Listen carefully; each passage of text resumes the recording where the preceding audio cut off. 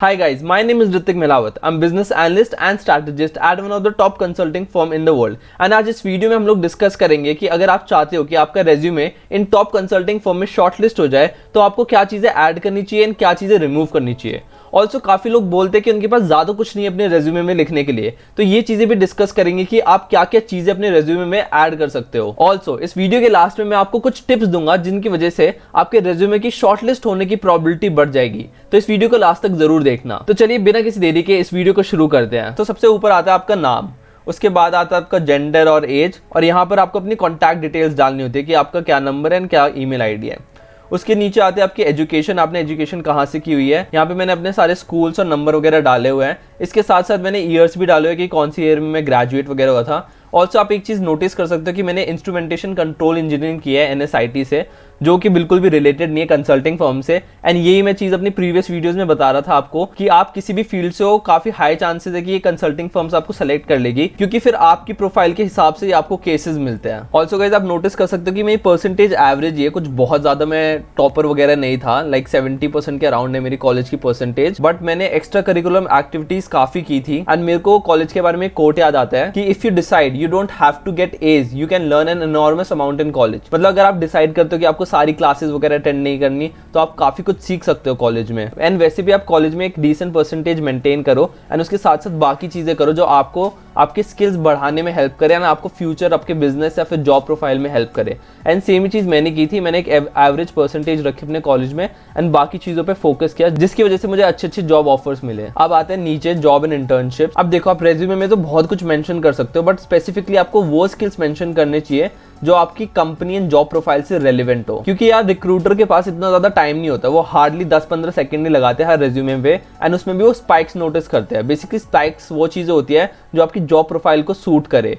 And इस video में मैं आगे आगे बताऊंगा कि क्या स्पाइक्स होते हैं उन कंसल्टिंग फर्म्स के, जिसकी वजह से आपके रेज्यूमे शॉर्टलिस्ट होने की प्रोबेबिलिटी बढ़ जाती है। अब आते हैं जॉब एंड इंटर्नशिप पे। मेरा ये रेज्यूमे अपडेटेड है, तो मैंने अभी अपनी कंपनी का भी डाल दिया, बट इससे पहले ये नहीं था एंड सिर्फ ये 3-4 चीजें थी। तो बेसिकली मैंने 2 इंटर्नशिप किया है एंड खुद का एक ऐप वगैरह बनाया था, एंड इसके अलावा मैंने 6 मंथ किसी और कंपनी में भी काम किया था। तो एक चीज आप नोटिस कर सकते हो कि आपको जितना हो सके उतना शॉर्ट रखना चाहिए अपना कंटेंट। मैंने ट्राई किया सिर्फ एक लाइन में आ जाए। ऑल्सो देखोगे तो मैंने काफी भारी लैंग्वेज यूज किया है, ये भी इंपॉर्टेंट चीजें होती है क्योंकि आपको काफी प्रोफेशनली लिखना पड़ता है। इसका भी ना एक लिखने का स्टाइल होता है, जैसे leading the business intelligence and ad hoc data analysis task at the company, preparation of multiple MIS which are used by the senior management and investors for analysis on key parameters।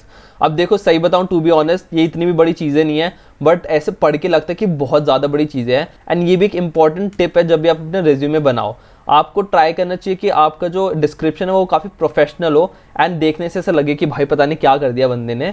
But ये काफ़ी simple चीज़ें होती है, but लिखने का style ऐसे कि लगे कि बहुत प्रोफेशनल है एंड काफ़ी कुछ बड़ा कर दिया है। एंड टू बी ऑनेस्ट थोड़े से कॉम्प्लिकेटेड वर्ड्स भी यूज होते हैं बिजनेस वगैरह में, ताकि सामने वाले क्लाइंट को लगे कि भाई कुछ गदर कर दिया बंदे ने। ऑल्सो गाइस देखोगे तो मैंने 2 इंटर्नशिप मेंशन की हुई है यहाँ पर, एक मैंने सेकंड ईयर में की थी एंड एक मैंने थर्ड ईयर में की थी। एंड ये दोनों भी पेड इंटर्नशिप्स थी, ये मुझे लिंक्डइन के थ्रू मिली थी एंड ये मेरी कैंपस के थ्रू हुई थी। अब देखो वैसे तो मैंने 2 इंटर्नशिप लिखी हुई है जो कि काफ़ी सही है, 2 इंटर्नशिप हो तो बहुत बढ़िया है कि आपने सेकेंड ईयर में भी की, थर्ड ईयर में भी की एंड फोर्थ ईयर में तुम्हारी प्लेसमेंट लग गई। बट एटलीस्ट एक इंटर्नशिप तो ट्राई करना, वो तो बेस्ट, मतलब वो तो मिनिमम रिक्वायरमेंट है कि एटलीस्ट एक इंटर्नशिप आपने की हो। उसके बाद यार मैंने एक खुद की ऐप भी बनाई थी, ये अभी भी प्ले स्टोर पर है बट ये अपडेटेड नहीं है, अब मैं अपडेट वगैरह नहीं कर रहा। एंड इस चीज़ ने भी मेरे को काफ़ी हेल्प किया। तो ये ऐप बेसिकली एक सोशल मीडिया ऐप थी जो मैंने स्क्रैच से बनाई थी सब कुछ। तो मतलब आप देख सकते हो तो मेरा प्रोफाइल थोड़ा कोडिंग साइड भी है, थोड़ा टेक साइड भी है एंड थोड़ा नॉन टेक साइड भी है। तो अगर आपने ज्यादा इंटर्नशिप नहीं की तो आप प्रोजेक्ट्स वगैरह दिखा सकते हो, उसमें भी मैं कहूँगा कि मिनिमम 2-3 प्रोजेक्ट्स तो दिखा दो, बढ़िया रहेगा। इसमें भी देखो यार मैंने यूनिफाई अपना जो ऐप था वो डाल दिया है, उसके बाद मैंने एक और ऐप बनाया था एंड मैंने 2-3 कोर की चीजें भी की थी, तो वो सब मैंने डाल दिया है।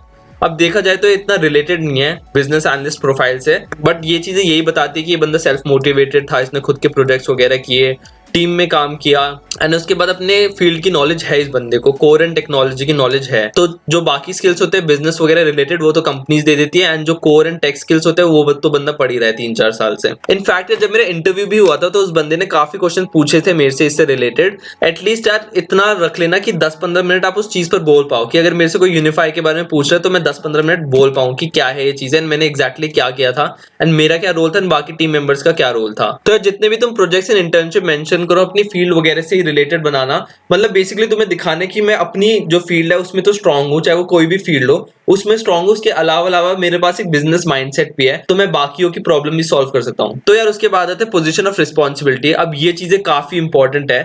जब अगर आप किसी कोडिंग वोडिंग के लिए जा रहे हो, इंटरव्यू के लिए जा रहे हो, तो इतनी चीजें इंपॉर्टेंट नहीं है, बट अगर आप किसी बिजनेस एनालिस्ट प्रोफाइल के लिए जा रहे हो तो ये काफी इंपॉर्टेंट बना देती है। क्योंकि यार जो कोडर्स वगैरह होते हैं उनका बैक एंड रोल होता है, उनको कभी क्लाइंट से डील ही नहीं करना पड़ता।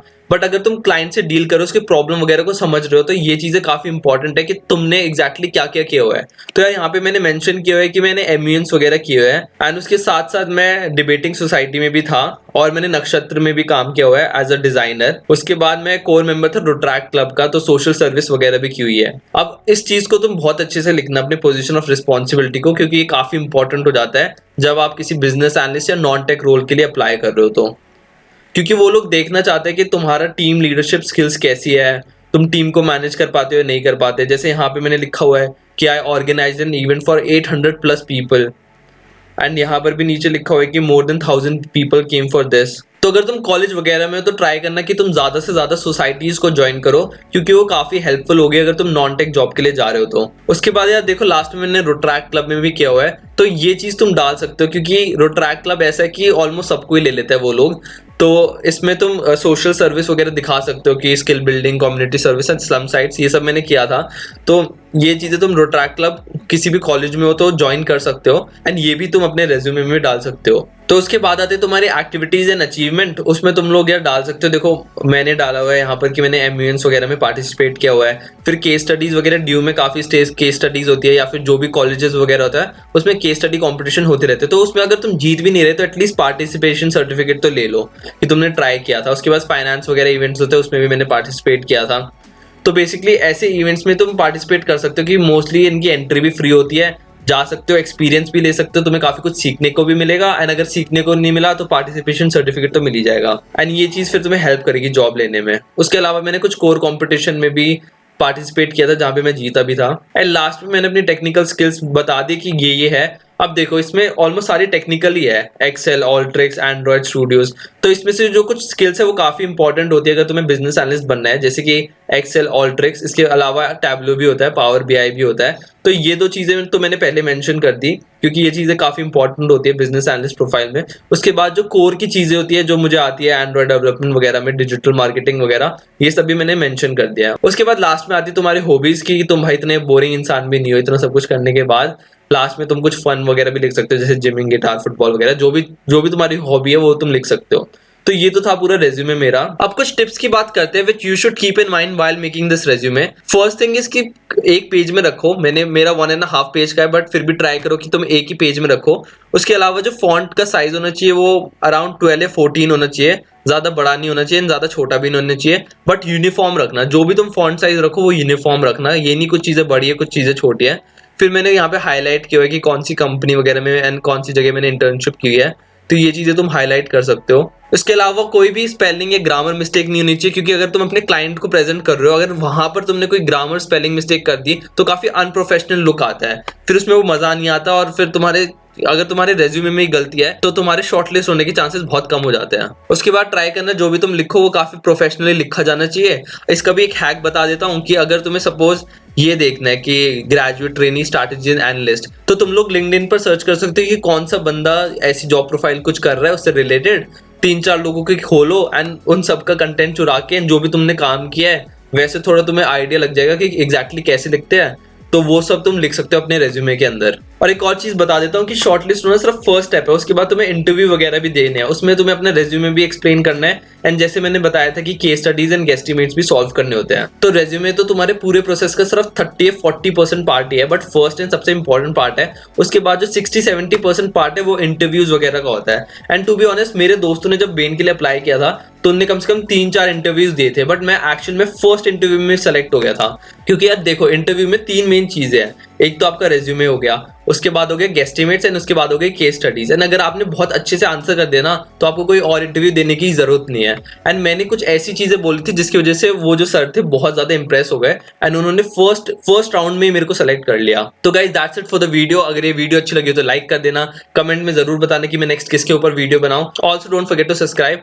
एंड अगर कोई भी डाउट हो तो आप मुझे इंस्टाग्राम पर मैसेज कर सकते हो। मैं ट्राई करता हूँ कि हर बंदे को रिप्लाई करूँ, शायद थोड़ा लेट कर दूं 1-2 हफ्ते बाद, बट ट्राई जरूर करता हूँ कि रिप्लाई हो जाए। Okay guys, so that's it for the video. Okay, thank you, bye.